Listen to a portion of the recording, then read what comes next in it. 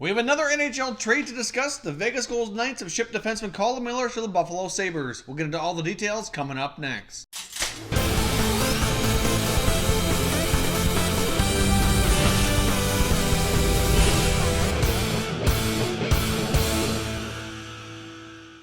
Welcome back here to Top Shelf Hockey. We have more NHL breaking news. Another trade has gone down. As we know, the Vegas Golden Knights needed to shed more salary. We've been speculating for some time that Colin Miller would be one of those cap casualties, as we call him.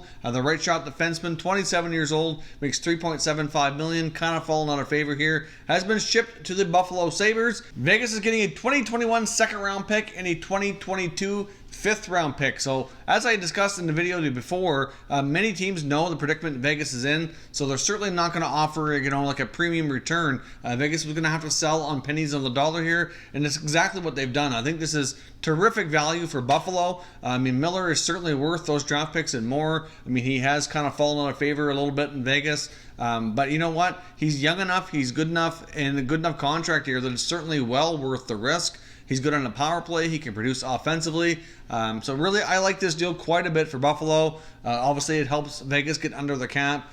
We knew he was probably going to be first in line to be traded, so no big shocker that way. This deal might raise more questions, though, in Buffalo. Could they possibly be more active and see other trades? They do have a lot of NHL defensemen as of right now, especially on that right side. There's been a lot of talk about Rasmus Ristolainen. Could this maybe increase the likelihood that he gets moved? Now, they do have Ristolainen. They've got Zach Bogosian. Now they have Colin Miller. They've got Casey Nelson. And of course, they also have Brandon Montour, who they acquired from the Ducks earlier this year. So that's more than enough quality right shot defensemen. Now, I know Bogosian's likely going to start at the beginning of the year on IR because of an injury that he's still going to be recovering from. But still, even then, it's still more than enough here. And with all the chatter around Buffalo, maybe trading Ristolainen, I can't help but wonder if maybe that might become a little bit more likely now that they have more depth on the right side of their D-core. They very well, really, in my opinion, probably should hang on to him and maybe try to move a guy like a Casey Nelson or something who's a lot less valuable. But I guess we'll see how the Sabres proceed. They definitely have more than enough defensemen,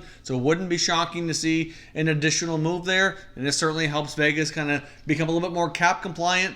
Between that move and the trade we saw the other day with Erik Haula and the option of putting David Clarkson in LTIR, that certainly will solve their cap problems, but it doesn't really leave a whole lot of wiggle room here, and they do have other contracts that need to be done, so it's debatable whether or not Vegas is actually done or not. Wouldn't be surprised to see even one more contract possibly moved out here. So they still have some other veterans as well as a backup goalie that needs to be signed. So we'll see how they proceed. So of course, as always, want to hear your thoughts and opinions on the trade. So leave me your comments down below. Let me know what you think of this deal. I think it's a great trade for Buffalo. Very cheap, low risk for a pretty solid right shot defenseman. So really, don't think they can go wrong with that deal at all. Stay tuned to Top Shelf Hockey. We'll have all the breaking news on all 31 NHL teams. There should be plenty more content coming here over the next few days as we approach free agency. Likely going to be more trades, lots of signings coming up July 1st. So stay tuned. I'll keep you up to date with all the breaking news. Thank you for watching, and I will catch you next time.